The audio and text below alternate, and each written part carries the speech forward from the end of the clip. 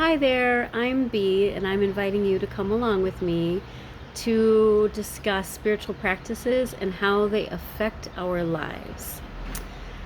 And today I'm thinking specifically about some practices that I have engaged in the past. And I want to start off by saying that I don't necessarily think that um, different types of practices are bad, like inherently bad. I think what we need to understand and be able to discern is how something can be used by the kingdom of darkness to subvert our pure intentions and to cause us to go astray.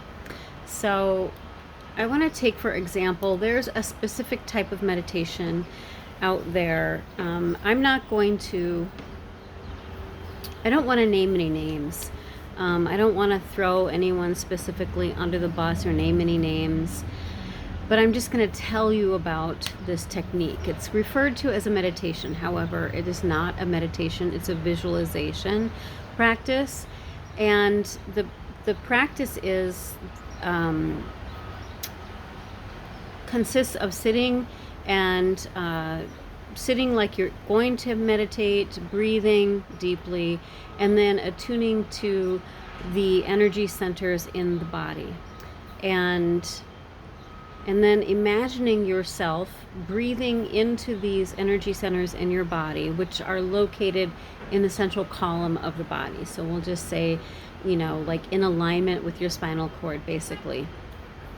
And people refer to those energy centers as the chakras. There are other names from them depending on what tradition you are practicing in.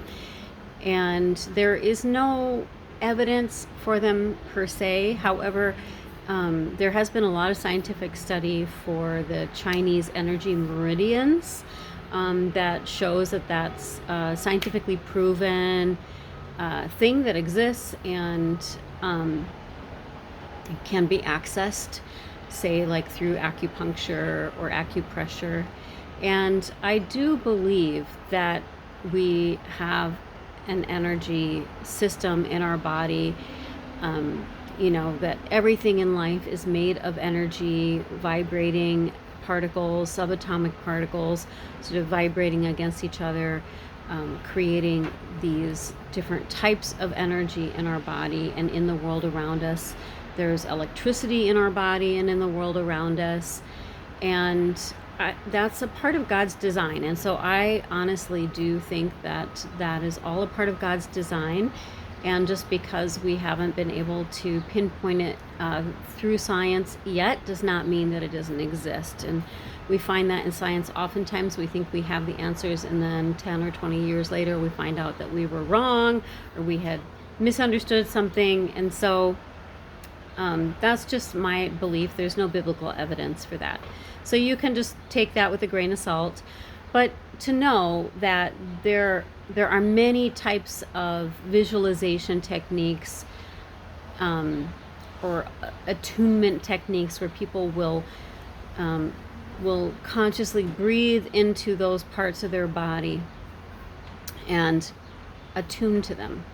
And there is one particular type of meditation where people are breathing into those energy centers and imagining themselves in space, just floating in space.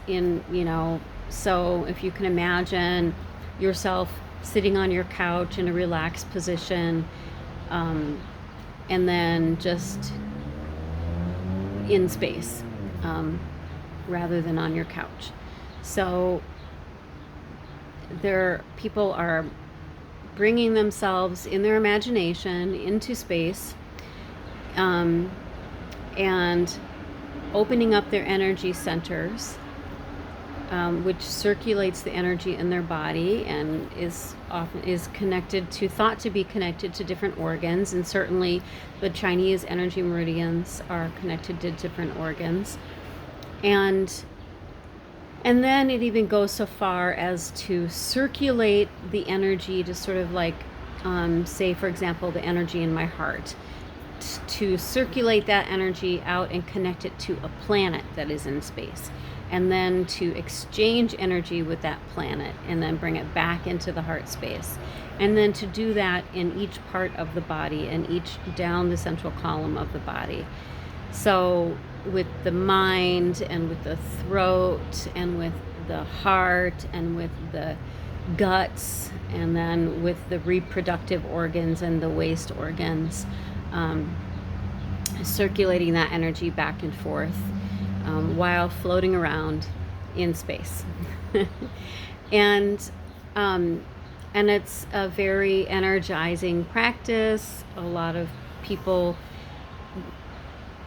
say that they experience healing. They're documenting healing through this practice and using it to help to heal other people. And it's an extra phenomenal thing that is happening. And the person that has developed this technique calls himself a scientist, and he studies people, and they've put electrodes on people's brains and sort of monitored the activity in their brain while this is happening, and then been able to document what they're calling miracles and healings.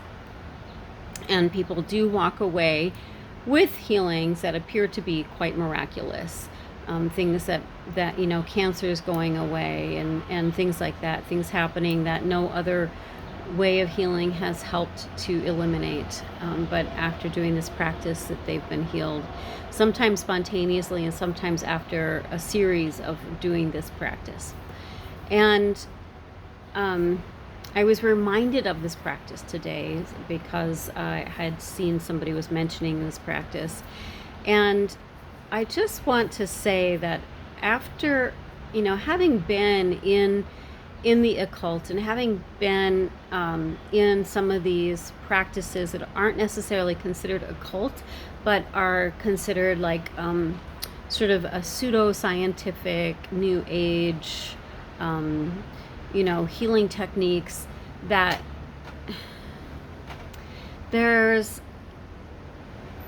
I just want to point out something that is not obvious to people, but what's really going on with that practice, for example. So what's going on with that practice is that we are it's almost like a form of astral projection when we imagine ourselves in outer space, where we're removing ourselves from our awareness and our connection to our bodies in the here and now. And we're projecting with our imagination our bodies into outer space.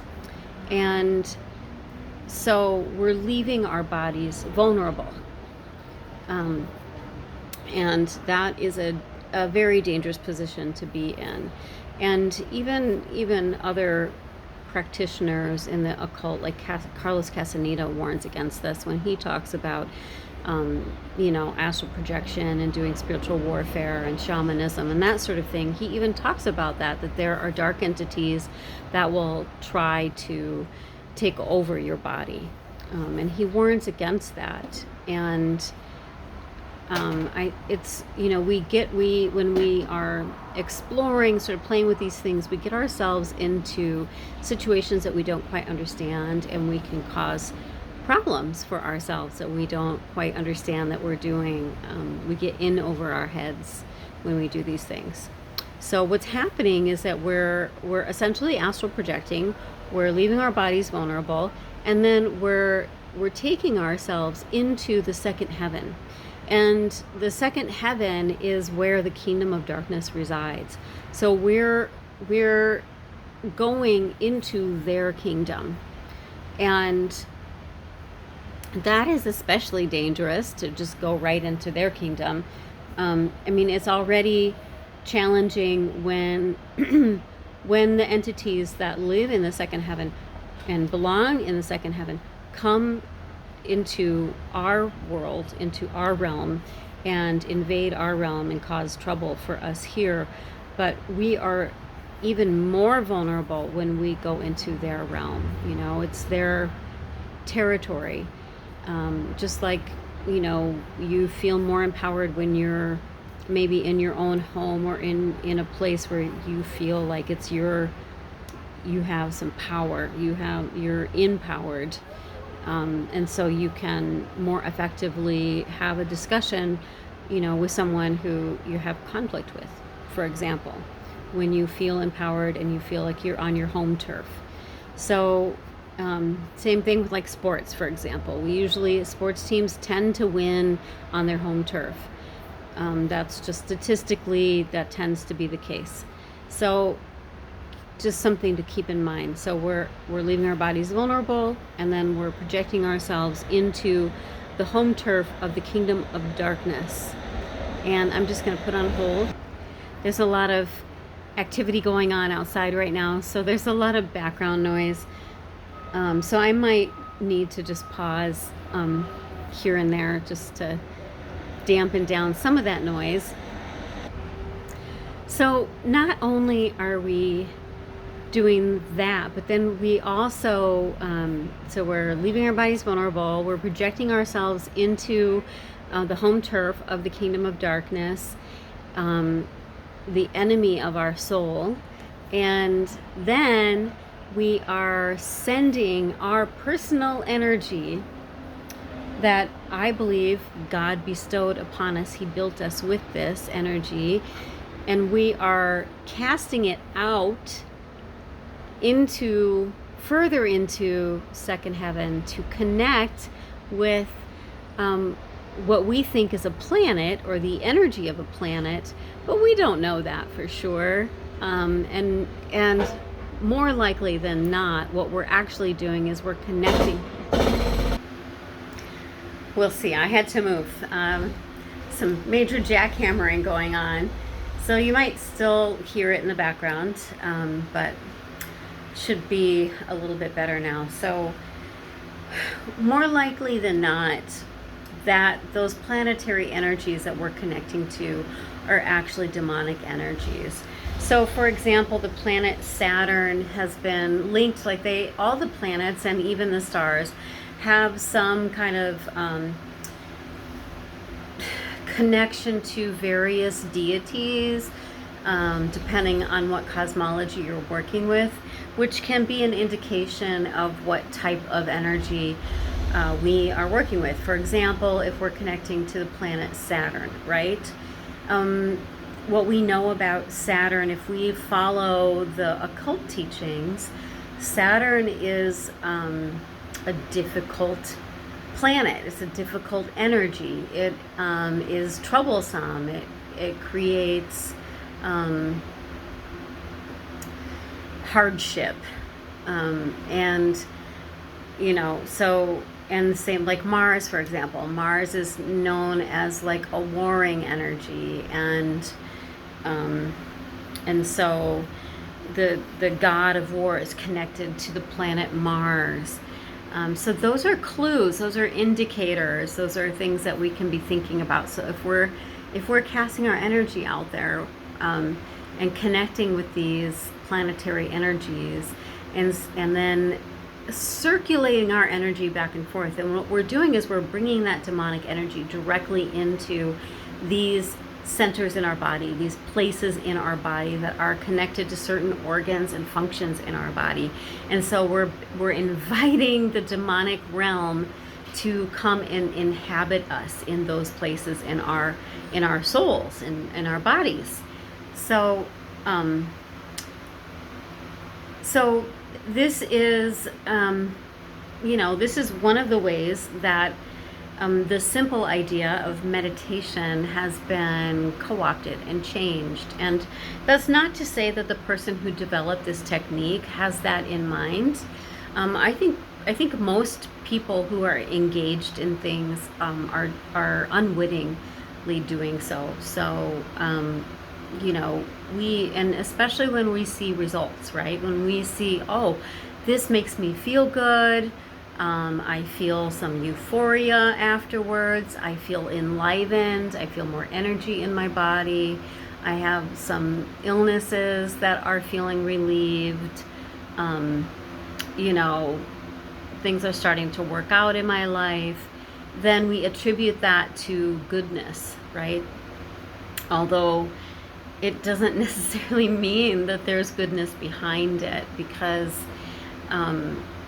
it can be that the kingdom of darkness affects us in ways that cause us to feel a certain way. And it can be that the kingdom of darkness, which, is the ruler of this world, right, has been the ruler and the principalities of this world, pulling the strings of everything happening in this world. So it stands to reason then that because of that the kingdom of darkness has rulership over different areas of our lives, and depending on where permission has been given. And permission doesn't have to be something that we consciously give. Unfortunately, we should be able to give informed consent, and it will come out later in the wash. Anytime someone is deceptive in their ways, it's not necessarily a legal way to gain access to somebody, but but that access does exist.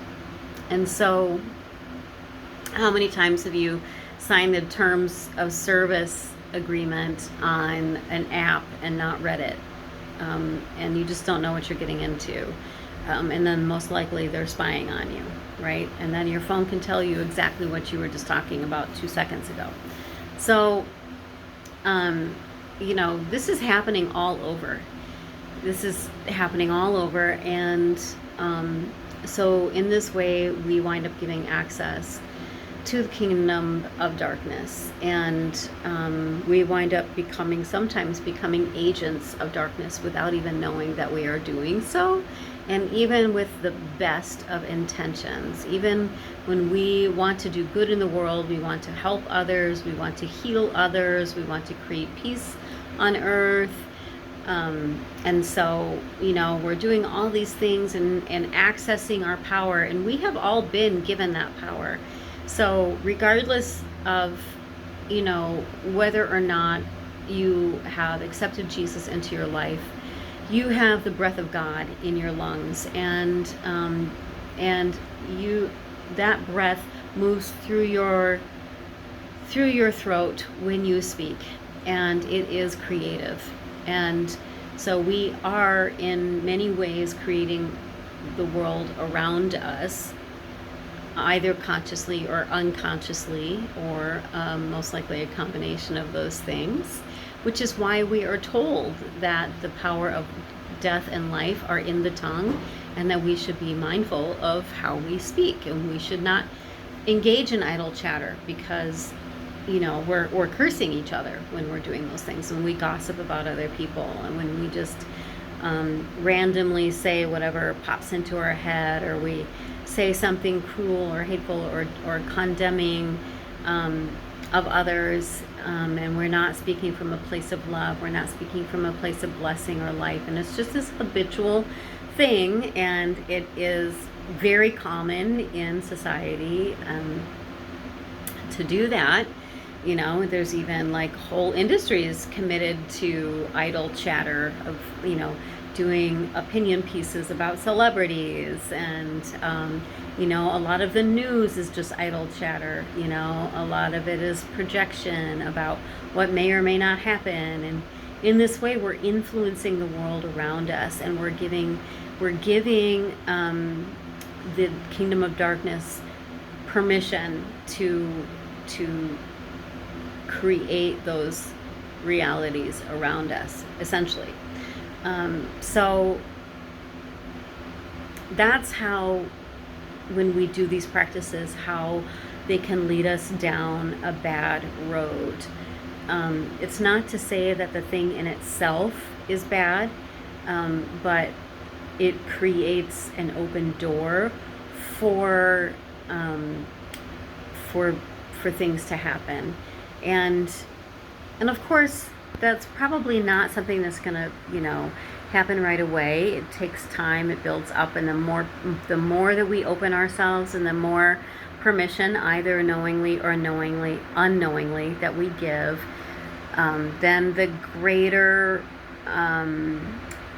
sort of legal right the kingdom of darkness has to affect us personally and the world around us.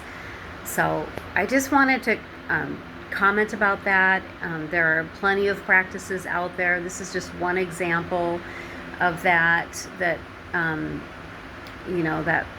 helps give access to the kingdom of darkness that affects our lives in ways that we just don't know about. So I just encourage you to be mindful about these things and know what it is that you're getting into before you do it. So if someone has like a visualization tape or a class or a meditation class or anything like that, investigate it before you actually do it, and pray about it and ask God if this is his will for you to engage in this, if it is safe for you to engage in this and good for you to engage in this, and listen to that still small voice within. Listen for your own conscience and intuition to speak to you, because that is the voice of the Holy Spirit. And the more that you attempt to listen to that, the stronger that voice is going to get, and you'll be able to discern the difference. And if you're feeling confused, just know that God is not the author of confusion. He gives us a sound mind. So if you are feeling confused about something, then that is a clear indicator that the enemy is trying to throw you off track. So put whatever it is aside.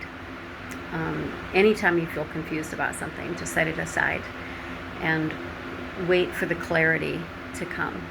So, and if you have not taken Jesus as your savior or your guide, your teacher on the path in this life, the path to wholeness, the path to well-being, that is the etymological root of the word salvation is wholeness. And I think most of us are searching for wholeness. We want to be complete. We want to be whole. We want to be well.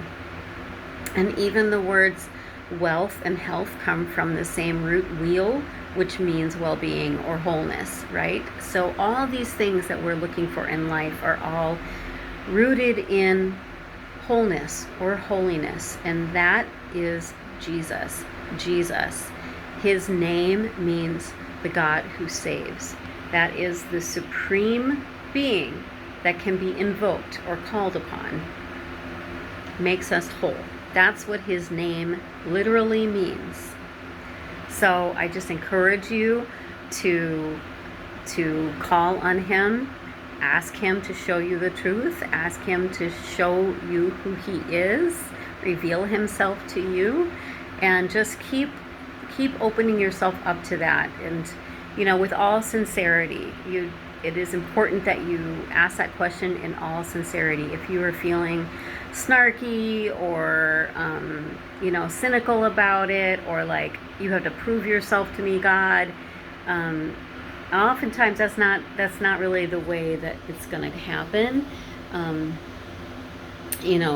But when you can come with a sincere and open heart and open curiosity, he will reveal himself to you. And it will probably not be the way that you want it to be, or not the way that you're expecting it to be, but he will reveal himself to you. So just take comfort that is there for you, and open yourself up to that experience. I just encourage you to do that. And in the meantime, just be mindful, be careful, be wary of any kind of person who's putting themselves out there as a teacher that can show you the way and give you the healing and has all the answers, and this is like gonna do everything for you, the panacea. Just be careful about that, because There's a lot of people, even though they don't realize that they're playing into doctrines of demons, that really truly are. And we are living in a time of tremendous spiritual warfare. So guard yourself, guard your body, and invite Jesus into your life so that you can take on his protection. All right, that's it. I will come back for more at another time. Feel free to comment, add anything, your thoughts, anything else that you want to say, any questions that you might have, whatever this brings up for you, please do feel free to comment. I would love to read your comments and talk with you more about this. Okay, have a blessed day.